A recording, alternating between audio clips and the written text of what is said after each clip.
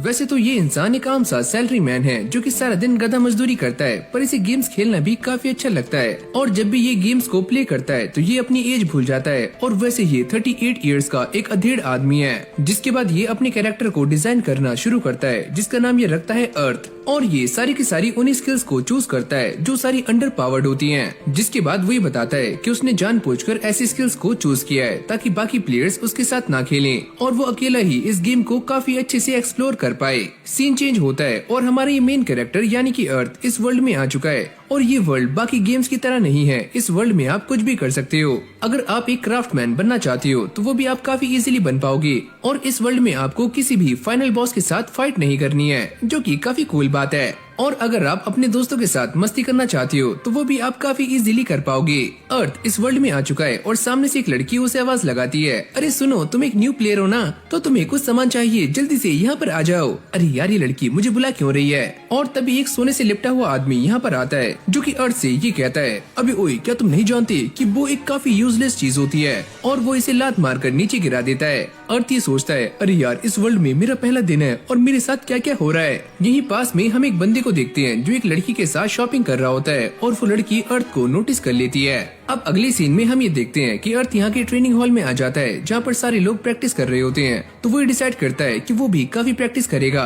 पर जैसे वो एरो को शूट करता है तो ये काम भी उससे सही से नहीं होता। जिसके बाद वो काफी हार्ड प्रैक्टिस करता है और उसका लेवल 5 हो जाता है। और अब उसकी अलग अलग प्रैक्टिस स्टार्ट हो जाती हैं। और जब वो सारी प्रैक्टिस खत्म कर लेता है तो वो इस जगह से बाहर आ जाता है। वो ये सोचता है कि मैंने अब सारी की सारी मिनिमम प्रैक्टिसेस खत्म कर ली हैं और अब मैं इस वर्ल्ड में काफी आराम से सरवाइव कर सकता हूँ। लेकिन जैसे ही वो ग्राउंड में आता है वो ये देखता है कि यहाँ पर पहले से ही काफी सारे लोग आकर इकट्ठे हुए हैं जो कि हंटिंग कर रहे हैं। जिसको देखकर अर्थ काफी निराश हो जाता है। उसे ऐसा लगता है कि आज उसे हंटिंग करने का मौका नहीं मिलेगा।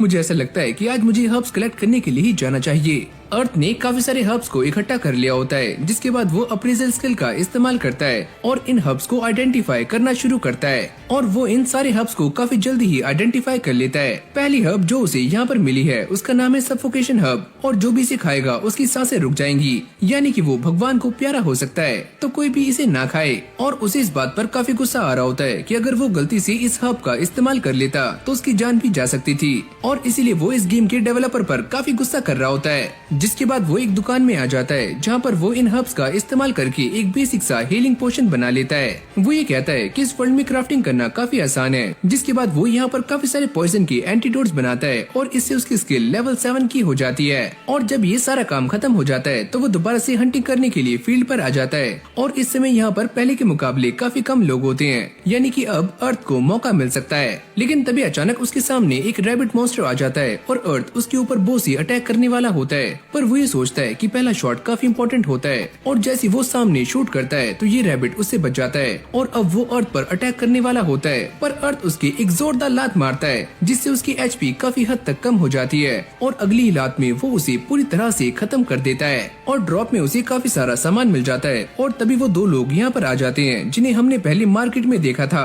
और ये बंदा अर्थ को देखकर काफी जोर जोर से हंसना शुरू कर देता है और वो जमीन पर गिर जाता है। अर्थ ये सोचता है, अबे ओए, इसे क्या हुआ।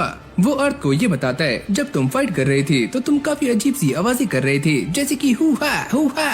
पर इन दोनों को ही अर्थ का फाइटिंग स्टाइल काफी अच्छा लगता है और ये अर्थ को फ्रेंड रिक्वेस्ट भेजते हैं। और अब ये तीनों दोस्त बन जाते हैं ताकि ये फ्यूचर में एक साथ काम कर पाएं। यानी कि ऐसा भी हो सकता है कि ये आगे चलकर एक पार्टी को फॉर्म करें। और अब ये दोनों यहाँ से निकल जाते हैं। अर्थ ये सोचता है कि मुझे एक छोटे से मॉन्स्टर को हराने में काफी मेहनत करनी पड़ी, यानी कि मुझे और भी ज्यादा एक्सपीरियंस चाहिए, जिसके लिए मुझे और भी ज्यादा प्रैक्टिस करनी होगी। अब ये दोबारा से एक रैबिट मॉन्स्टर के पास आ जाता है और छुपकर उसके ऊपर नजर रख रहा होता है। पर ये रैबिट भी उसे नोटिस कर लेता है और यहाँ से भागने का ट्राई करता है। ये देखकर अर्थ उसके ऊपर विंड नीडल का इस्तेमाल करता है और उसे एक ही झटके में खत्म कर देता है। ये चीज काम तो कर गई, पर मुझे ऐसे रहना होगा ताकि कोई भी मुझे नोटिस ना कर पाए। और तभी अर्थ को एक बात याद आती है कि उसके पास एक और स्किल है जिसका नाम है स्नीक स्किल। पर वो इसका इस्तेमाल भागने में नहीं कर सकता, लेकिन अगर वो स्नेक स्किल को बो के साथ मिला दे तो ये काम कर सकती है। पर उसे गेम खेलते खेलते काफी रात हो जाती है, जिसके बाद वो अपने VR को बाहर निकाल देता है और सोने के लिए चला जाता है। अब अगली सुबह हम ये देखते हैं कि अर्थ दोबारा से इस गेम में आ चुका है और वो एक सुनसान सी गली में आता है और कुकिंग करना शुरू करता है।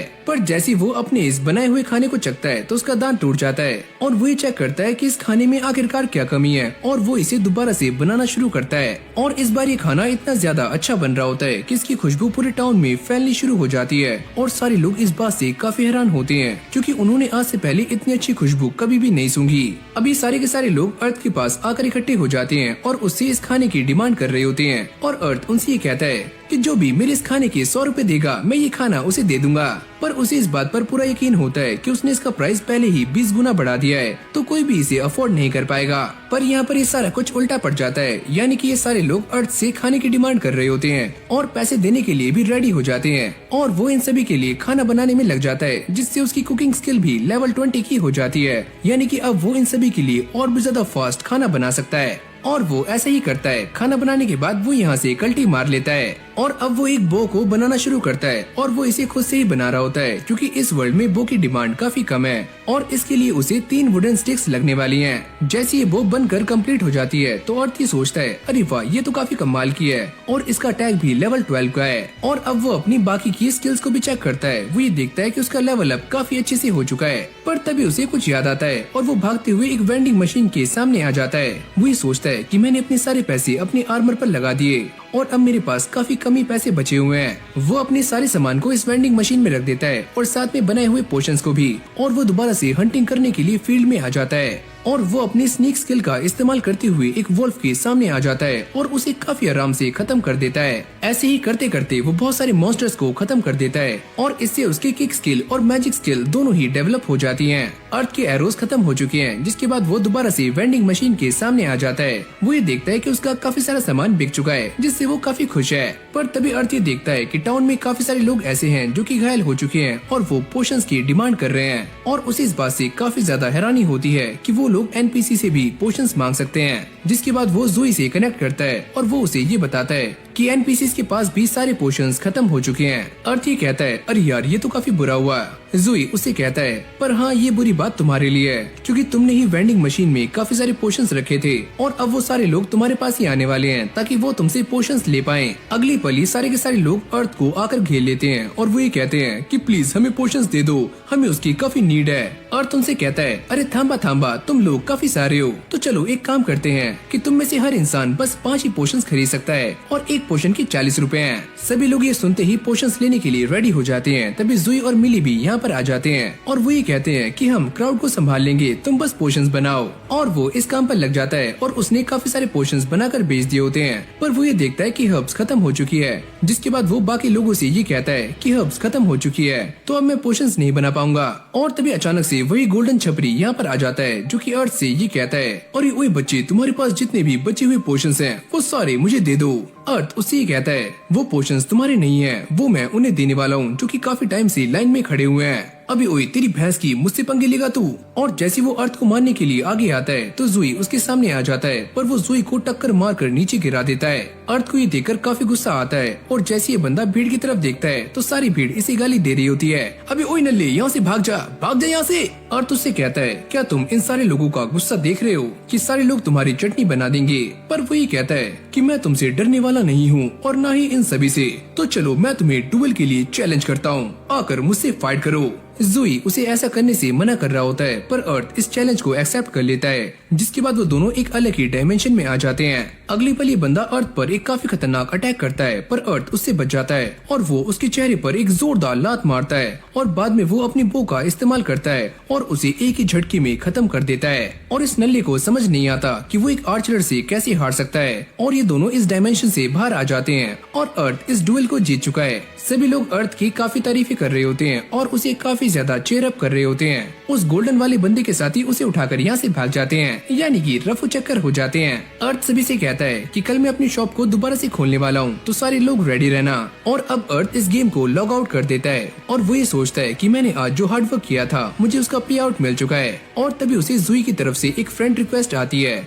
यानी कि वो ये चाहता है कि अर्थ उसकी पार्टी में शामिल हो जाए। अब अर्थ ये बताता है कि इस वाले वर्ल्ड में काफी सारे चेंजेस आ चुके हैं और जब से एनपीसीज के पास से वो पोशंस खत्म हुए थे तो इस वर्ल्ड में लोगों को ये लगने लगा कि मेडिकल स्किल भी काफी इम्पोर्टेंट स्किल है और सभी लोग उसे सीखने लगे। फिर हमें अर्थ को दिखाया जाता है जो कि जुई के पास आ जाता है और वो ये देखकर काफी शॉक्ड हो जाता है कि जुई एक गिल्ड मेंबर है और वो उसे बाकी लोगों से मिलवाता है जो कि ब्लू के मेंबर्स होते हैं जो अपने अपने बारे में इंट्रोडक्शन देना शुरू करते हैं। इस लड़की का नाम है नोरा यानी कि नोरा फतेही। जुई उससे कहता है अभी कोई अर्थ इसे फ्लैट मत कहना वरना ये तुम्हारी